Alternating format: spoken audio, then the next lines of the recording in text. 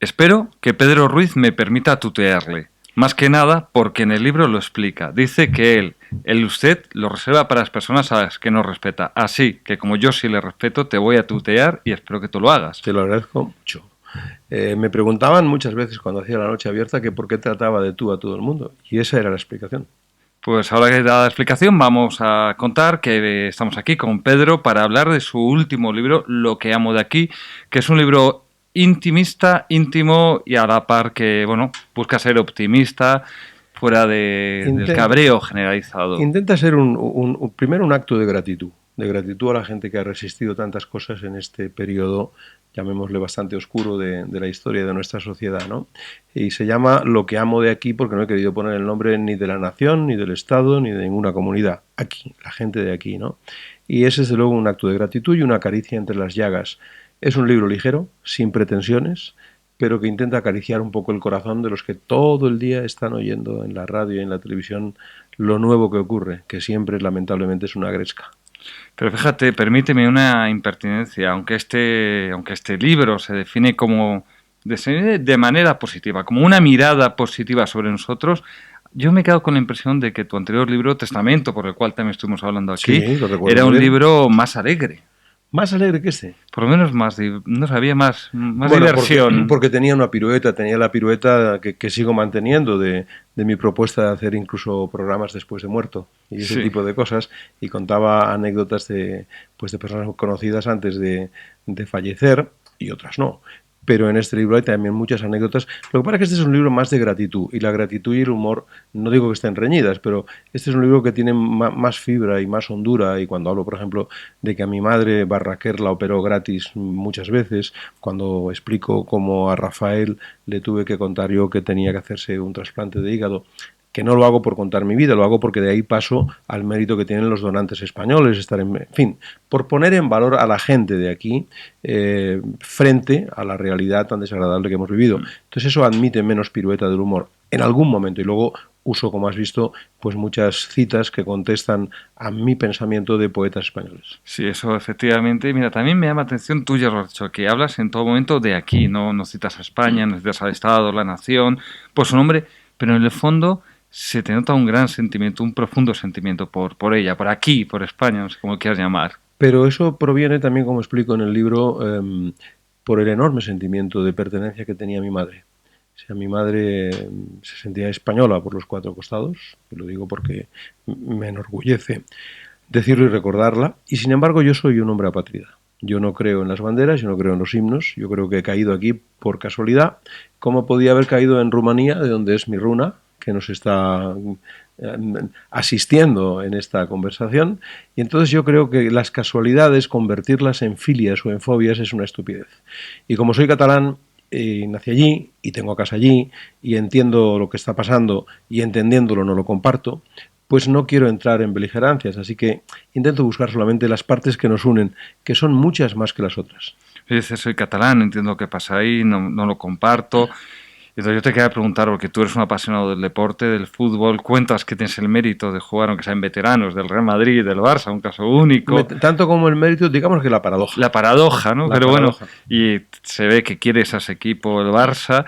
¿Qué sientes cuando ves que se ha convertido en una herramienta política? Ya lo era antes, de otro modo, ya lo era antes. Yo jugué en los infantiles del Barça y te contaba antes de llegar a esta charla que me he encontrado con Vicente del Bosque, que es un tipo al que quiero mucho, y yo me entreno con los veteranos del Barça y del Madrid, indistintamente, dependiendo de dónde estoy. Claro, con la edad que voy teniendo, pues algún día me tendré que plantear, no, pero juego en campo grande. A lo que vamos, he intentado siempre ser transversal y no militar. Cuando alguien dice que está con su equipo a muerte, entiendo que es una forma de hablar, ¿no? Pero no me lo creo. Allí está pasando que desde un punto de vista estrictamente terrenal, porque el universo es muy grande y el planeta este es muy pequeño, como para encima ponerle rayas y fronteras, desde un punto de vista terrenal están manipulando unos sentimientos que son ciertos y que existen. O sea, allí manipulan y exageran. Y aquí en Madrid, donde estoy hablando en este momento, no escuchan. Se han tomado aquello a broma, y si no a broma, se lo han tomado sin darle la dimensión humana que tiene. Y no me estoy refiriendo a ningún político, me estoy refiriendo a la dimensión humana de la gente de la calle. Aquello existe, Yo no lo comparto, ni aquello ni esto, porque me siento, como digo, apátrida. Pero creo que hay que tener respeto humano por los sentimientos que tienen los que los tienen. Entonces, después de que se haga una parodia de referéndum, o un referéndum que no vale, o lo que quieras, no se puede salir solamente con el articulado de la ley, porque eso lo que hace es encrespar más a la gente. En el sentido de que quien mande en el centro de aquí, y sigo con la palabra aquí, ha de entender que de 2 millones de personas no van a votar porque sí. Las habrán engañado mucho o poco, no estarán engañadas o lo que sea, pero son 2 millones de personas que existen. También permíteme, escribes hablando de canarios y gallegos, de catalanes y extremeños, de vascos y almerienses. Y escribes textual: cuando nadie les envía mensajes falsos al uno del otro, coinciden en el abrazo, se valoran. ¿No es acaso esto el patriotismo más puro? Que no para patrioterismo ni tampoco nacionalismo. Me alegra que saques esa frase porque recuerdo exactamente a qué capítulo pertenece. Eso yo no creo que sea, fíjate, ni patriotismo ni patrioterismo, creo que es sentido común. Es que estamos muy poco rato en la vida. O sea, la vida es muy corta. Entonces, en una vida no pueden caber tantos problemas artificiales. Los problemas son la enfermedad de tu hijo o de tu padre u otro tipo de cosas, pero por símbolos externos a un individuo que esté bien dotado para entender la vida de los demás, no podemos perder el tiempo que perdemos. Por eso digo que cuando no son enfrentados, gentes nacidas en pueblos distintos se entienden bien. Sí, pero tampoco la realidad es que dices se abrazan, se valoran. Pero posiblemente un señor de Almería con alguien de Melmo en Suecia, pues no siente esa cercanía. Porque los mensajes que han recibido en el curso de su vida, los mensajes, digamos, generales, no les han unido. O sea, no están con los mismos equipos en la liga de fútbol, no hablan de los mismos autores literarios, etcétera, etcétera, etcétera. Entonces pero a cambio te digo que a un señor nacido en Almería, de donde era mi madre, Cuevas de Almanzora, si lo coges a un señor nacido en Almería a la hora de nacer y te lo llevas a Malmö, siente como uno de Malmö. Sí, lo cual quiere decir que el decorado en el que naces te posee. Y el libro, de lo que amo de aquí, lo que intenta decir, no digo, sí, contra el decorado, ¿por qué no decirlo? Contra el decorado. Que no te posea el decorado, porque el decorado quiere de ti un rendimiento que haga más rico al decorado. Dicho de otro modo, y tú has empleado la expresión antes, yo creo que en la última etapa de aquí se ha utilizado el odio como negocio. También tú cuentas cómo no juraste bandera. Cuentas el pequeño truco que hiciste en la mili para no jurar cuando hacías el servicio militar. Pero tampoco te veo, aunque seas una apátrida, un ácrata, también te defines, no te veo quemando una bandera, como hacen algunos. No lo haría. Porque no quemaría la bandera ni del Bagdad, que es el cabaret pornográfico de Barcelona. O sea, no lo haría. Yo tengo respeto por lo que los demás respeten. Pero cuando cuento lo de que no jure bandera, que lo voy a explicar por si los que vean esta charla no saben cómo fue, no lo hice tanto por desprecio a la bandera ni de aquí ni de ningún sitio, sino por respeto a mi palabra. Porque yo no estoy dispuesto a morir en una guerra por ninguna patria. Porque cuando hay una guerra, la guerra no va Botín, ni va Francisco González, va el fontanero. Entonces yo no estoy dispuesto a morir por una patria. Yo creo que en la patria caben muchos camelos y suele ser finalmente el refugio de muchos miserables. Entonces cuando la gente jura bandera, como saben los que están viéndonos, jura bandera, la pregunta era: ¿juráis defender con vuestra vida? No sé qué. Y decían todos los reclutas: sí, juramos. Y cuando llegó el momento de decirlo, yo no dije sí, juramos, yo dije sí, juráis. Pero no era un acto de desentendimiento del asunto en sí, que también, como diría José Bono, que también, que diría José Bono. No, era un acto de no comprometerme yo con lo que no estaba dispuesto a cumplir. Curioso. También te quería preguntar un tema, bueno, esto es periodista digital, conoces esta casa, nos interesa mucho el tema de medios. Y hablas en diversas ocasiones de televisiones y de presidentes de gobierno que, ofendidos por lo que tú hacías, pidieron y además se cobraron tu cabeza, tanto en la pública como en la privada. ¿Por qué no das el nombre de esos presidentes del gobierno? Sí, lo puedo decir. Felipe González pidió mi cabeza en Antena 3 y Antonio Asensio, que en paz descanse, no tuvo más remedio que concedérsela. El ejecutor fue un ejecutivo de allí. Bueno, ahora llevo 11 años sin poder hacer televisión pública y no quisiera entrar en esto porque si no parece que es una batalla que está lejos del libro. Yo he venido a ser positivo. Esa es la verdad. Muchos no lo creerán, Ahora cambiará el asunto. Yo creo que Franco se va a morir otra vez ya toca. Me han dicho que ha empezado a toser. Sí. Entonces, veremos qué tipo de parodia se monta, pero cuando yo todos los días, Antonio, te lo digo con absoluta sinceridad y sin exageración, todos los días tengo que contestar 30, 40 veces a las personas que por la calle me dicen, ¿y por qué no haces televisión? Entonces, ¿no quieres? Yo, no es que no quiera, es que no puedo. O sea, las cadenas privadas pueden no contar conmigo porque no les gusto o porque no me gustan ellas a mí, ¿no? Pero en la televisión pública tengo el mismo derecho que los demás si presento. Pero ahí ha habido órdenes muy concretas. En la etapa de Zapatero, en 8 años de Zapatero, yo no he aparecido en la televisión pública ni en un solo segundo de una entrevista. Y lo digo esto sin acritud, como diría el otro. Estuve en el entierro de la madre de Zapatero, porque Zapatero no tiene ningún mérito. Yo he cuidado a mi madre, como se sabe, de un modo muy especial, y el día que vino Zapatero en la noche abierta, le acababan de decir que su madre estaba enferma. Y como al cabo de 20 días ocurrió el desenlace, igual que hubiera hecho con cualquier otra persona, pues me acerqué a León. Punto. Hasta ahí. No tiene ningún mérito. Pero explico que en el momento del gran talante yo tampoco pude.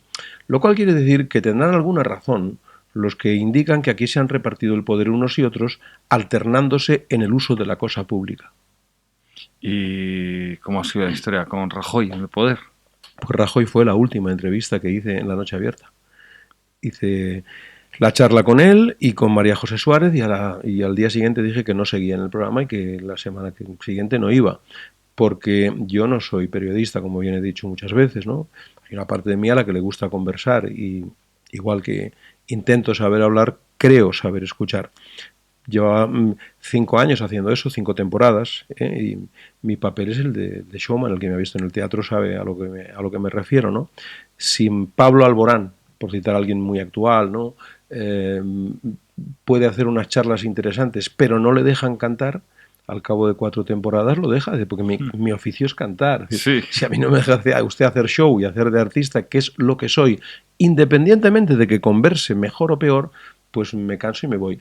Y como siempre era el trimestre que viene, pues un día dije, hasta aquí hemos llegado, la semana que viene no hay programa.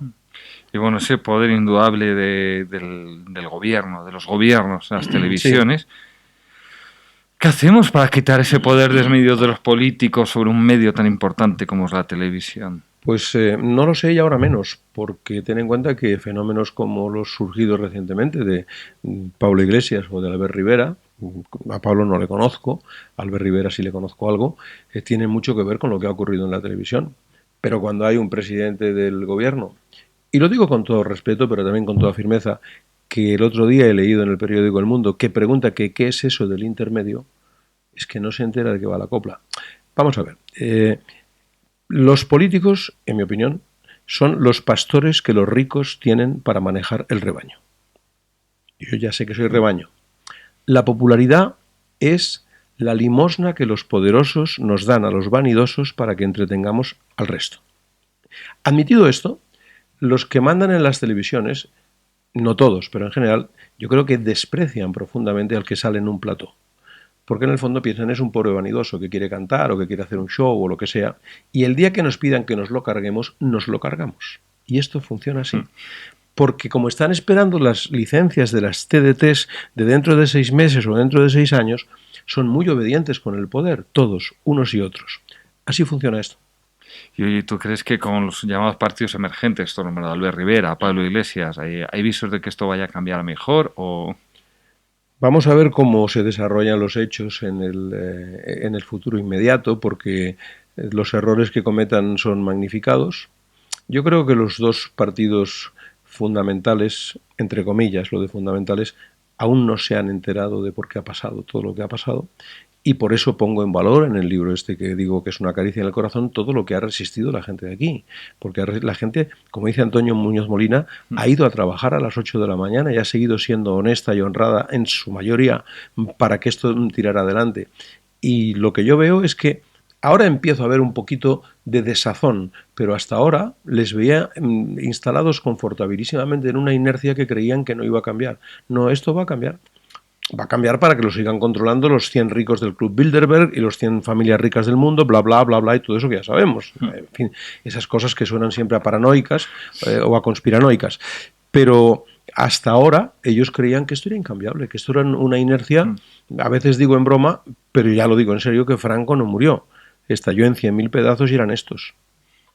Y estos... Que tomada la inercia del miedo que había a la policía de Franco y a todos los desmanes de la dictadura, se instalaron en el poder con los miedos todavía muy instalados en la gente, que trasladaron o al inspector de Hacienda o a cualquier otra cosa. O sea, no se puede pasar de un día a otro de ser dictador a ser demócrata.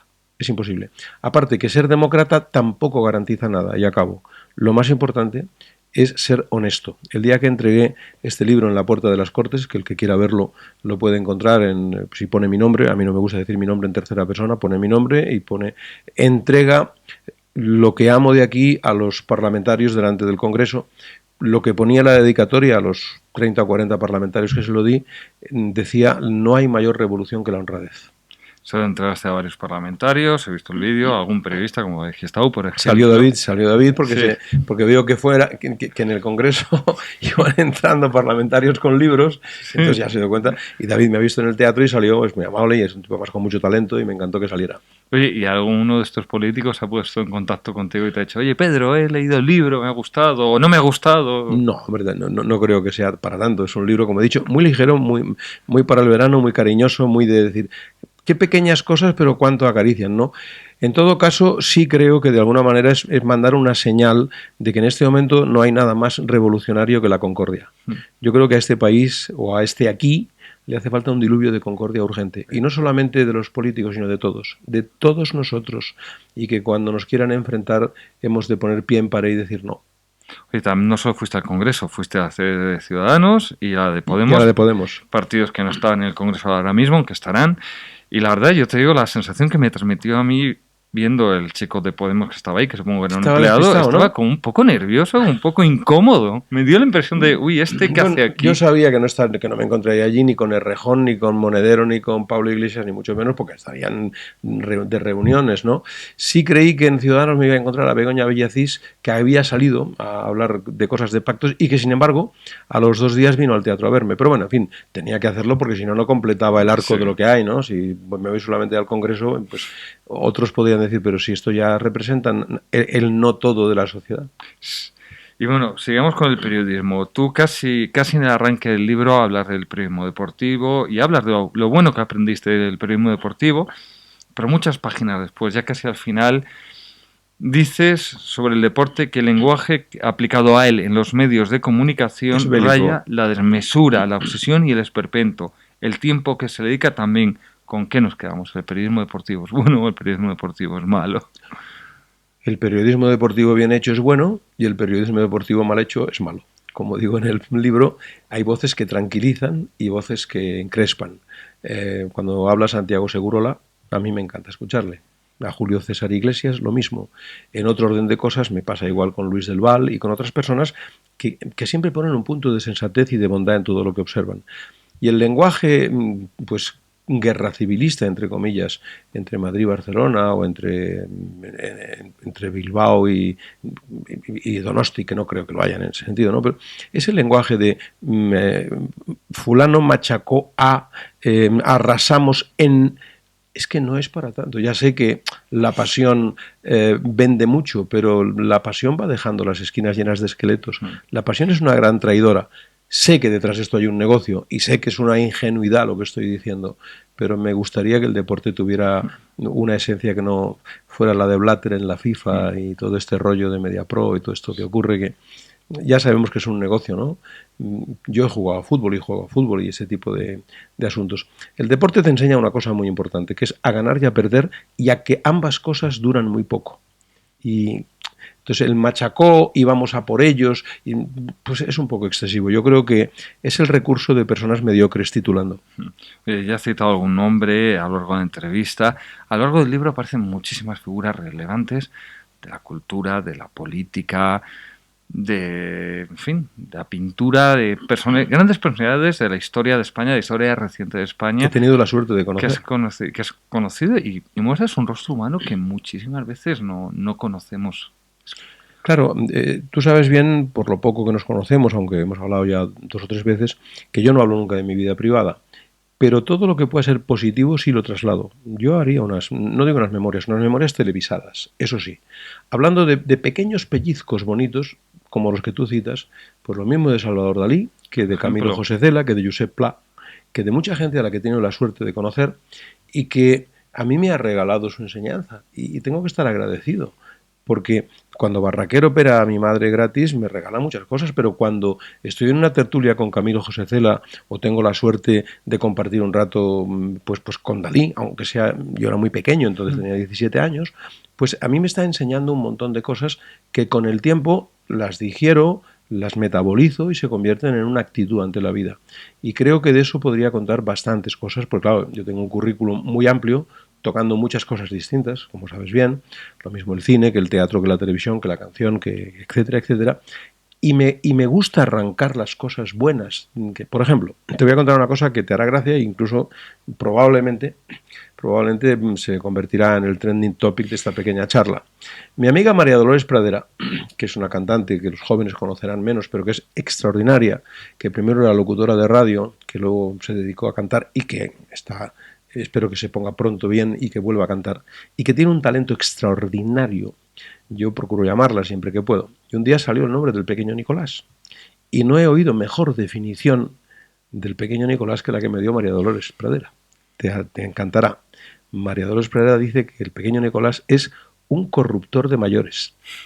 Bueno, es brillante. Es brillantísimo. Brillante. Pues yo tengo la suerte de tener miles de anécdotas de esta naturaleza. Entonces, a partir de ahora, a Nicolás hay que llamarle el corruptor de mayores. Firmado copyright María Dolores Pradera. Sí.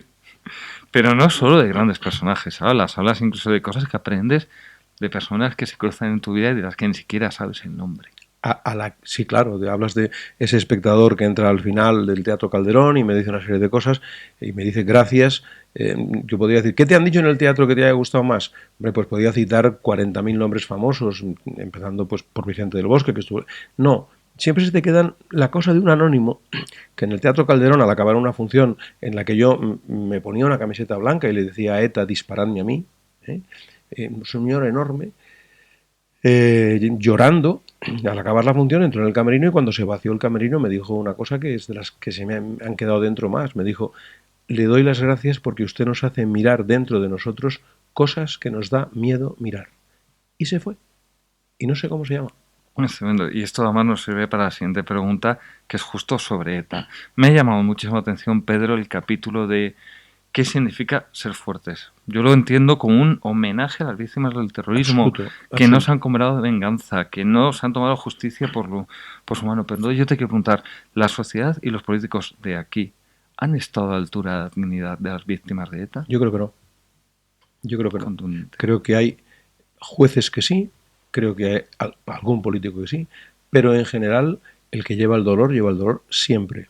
Yo no podría asegurar que si me hubiera pasado a mí algo y algo le hubiera ocurrido a mi madre, no me hubiera tomado la justicia por mi mano. Lo cual no hablaría bien de mí, porque me tendría que domeñar, ¿no?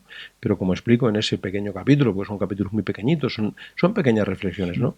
Si ha habido 800 y pico, 900 asesinados de ETA, que tienen cada uno de ellos 10 personas más o menos, o 10, 20 personas que les conocen, estamos hablando de un pueblo de 20.000 personas donde ninguno de ellos se ha tomado la justicia por su mano.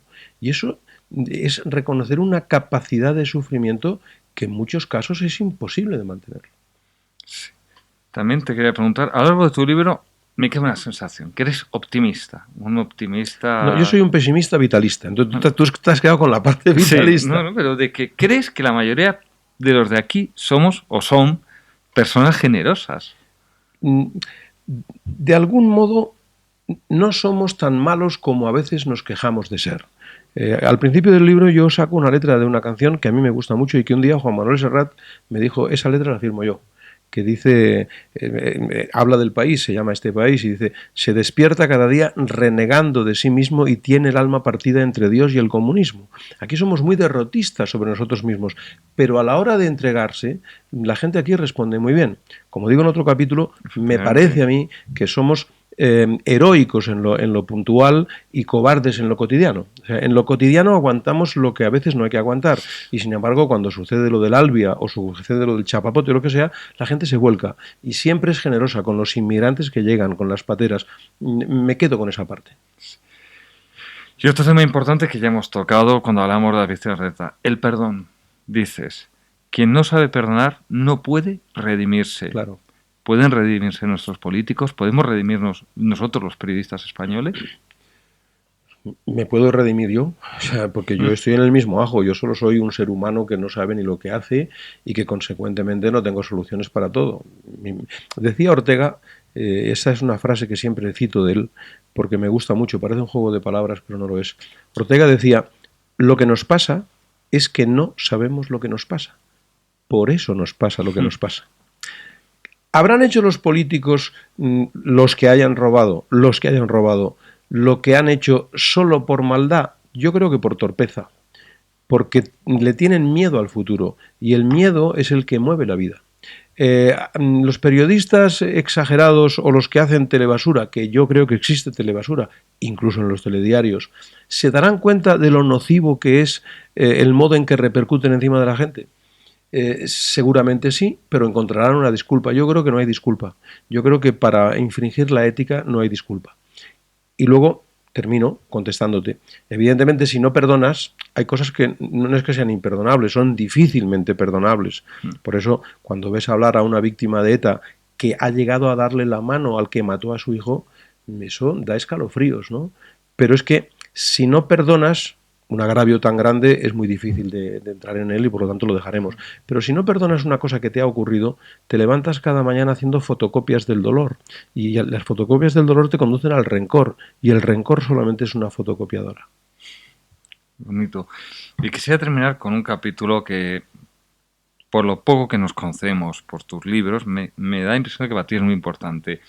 Hablo del capítulo que dedicas a tu madre y al cotolengo del padre alegre. Claro, básico. Es un tema que ya trazaste en Testamento.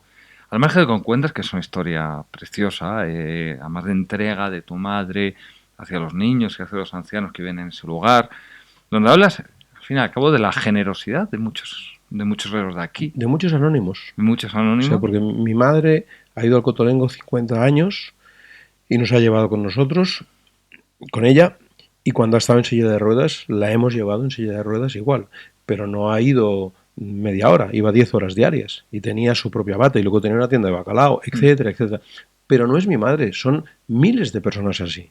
O sea, el padre Ángel, al que pongo como ejemplo en el libro, eso existe. Y eso existe todos los días mientras otros nos estamos quejando de no salir en la tele o de que se te ha estropeado el coche. Pues eso existe, esa gente aguanta la sociedad. Por eso, como tuve la suerte de conocer el cotolengo muy pronto, aunque yo no me he entregado a él como hizo mi madre y otras muchas mujeres y hombres que van allí cada día, enseguida distinguí la diferencia entre lo admirado y lo admirable. Y es muy distinta cosa. Pero permíteme ya para rematar este tema. A mí una cosa me llama poderosamente la atención también.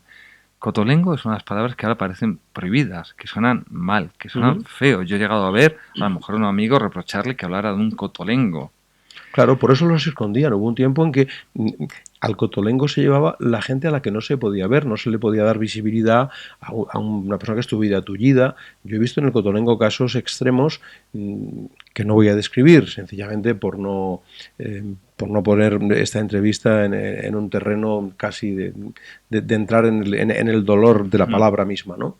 Pero hay una niña en el cotolengo, no diré su nombre, que tiene los dientes en los ojos, que apenas tiene cara y que solamente sabía decir el nombre de mi madre y de 2 señoras más.